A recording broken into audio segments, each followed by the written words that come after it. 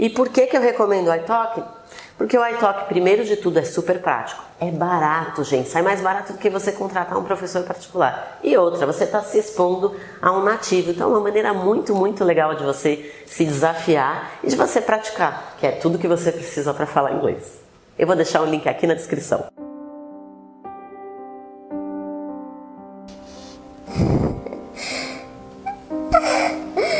Eu tenho medo de falar inglês. Tia, me ajuda.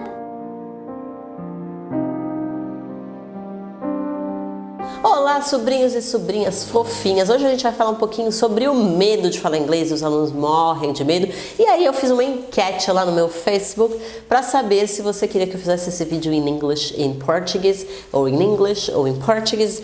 Muita gente fala assim, faz em português porque eu tenho medo de falar inglês. Mas eu vou decidir pela maioria que a gente vai fazer esse vídeo em English mesmo. Então eu vou falar um pouquinho para você analisar, mas vou deixar as subtitles aqui para você que tá aí mais no comecinho, para você treinar o seu inglês também, mas para você poder acompanhar aí com as legendas. Então, fica de olho.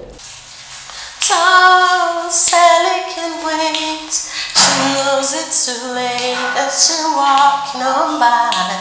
Okay. Very good.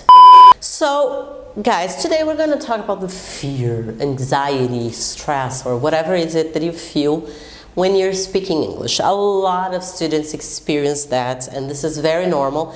And from my experience, what I've noticed is that the highest the level of the student, the higher level the student has, I mean in his job, the more difficult it is for him to speak English fluently. He's more scared because there is a big pressure that he puts on himself or she puts on herself because of his or her position. Okay, so this is very often and very frequent, and I always tell my students, first, you have to accept the fact that you don't have as much vocabulary in English as you have in Portuguese. You have been practicing Portuguese your whole life, you know. But one thing that you can never do is give up. Okay, so continue practicing, continue on doing, continue on exposing yourself, and this will go away with time. Okay, so my first question for you is, ask yourself if this fear, if this anxiety that you feel, this heart pounding, is just in English, or if this is just a behavior you have. Okay? Are you afraid of speaking in public in general? Are you afraid of people's judgment? Are you afraid that people might think you're incompetent? If you have these fears in Portuguese, they will of course be the same for you in English. Okay? Maybe this is something that you have to work on. Maybe you have to work on your self-confidence, because in Portuguese you also feel uncomfortable in these situations. So of course in English, if you're out of your comfort zone doing something, you will feel like that as well. That's just normal, okay? Brazilian students and non-native speakers are very super, master, hyper, mega, ultra galaxies obsessed with mistakes. Guys, there is one thing that you can do to overcome. Learn to laugh from your mistakes. Have fun with them. Have fun with them and learn. Okay? I didn't get it right this time, but okay, haha. Next time I'll get it, you know? Don't put this much pressure. Oh, I can't make mistakes. I have to be perfect. I have to impress.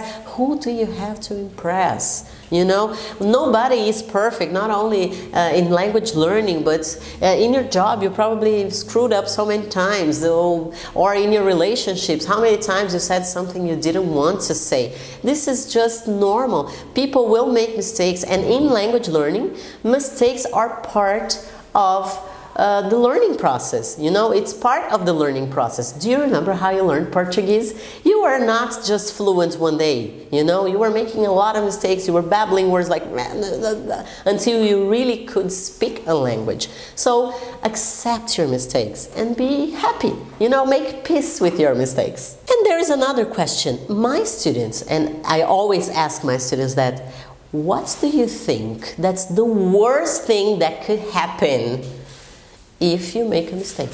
What do you think is going to happen if you make a mistake? So Andy, what you do for the weekend? I go to my mother's house. The past of the verb go is went. Seriously, guys, do you really think this is what's gonna happen? Probably not. This is not what's gonna happen. So if you make a mistake, apologize for your mistake, repeat. Ask your friends or your partner or the person who's talking to you to repeat the sentence and teach you. Enjoy this opportunity to learn from someone you're speaking with, okay? And one thing that I really have to comment about that.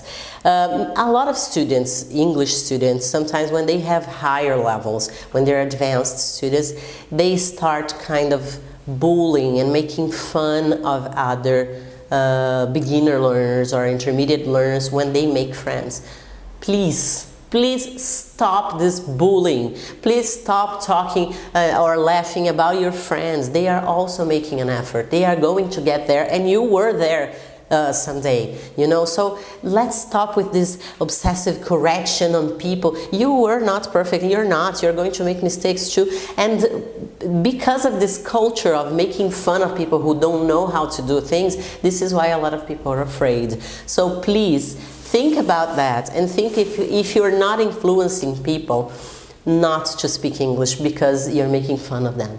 Encourage them. I have many students who are mothers or fathers, and they have teenage students who speak English fluently at home, and they say, oh, my children make fun of me. They're always laughing, so this is why I don't speak English. So you see, maybe your mommy, your daddy, maybe the adult, maybe the other person who is learning is very sad, is very afraid or scared to speak English because of you, because of the bullying. So don't make bullying people, please. Don't mock your friends, okay? My practical solutions for you who are afraid of making mistakes or who are afraid of speaking English because you're afraid of exposing yourself. First of all, learn to build your confidence. Find ways in which you will feel confident. There are certainly many things in your life that you can do, and you can do it very well. So use this power, use this confidence to speak English.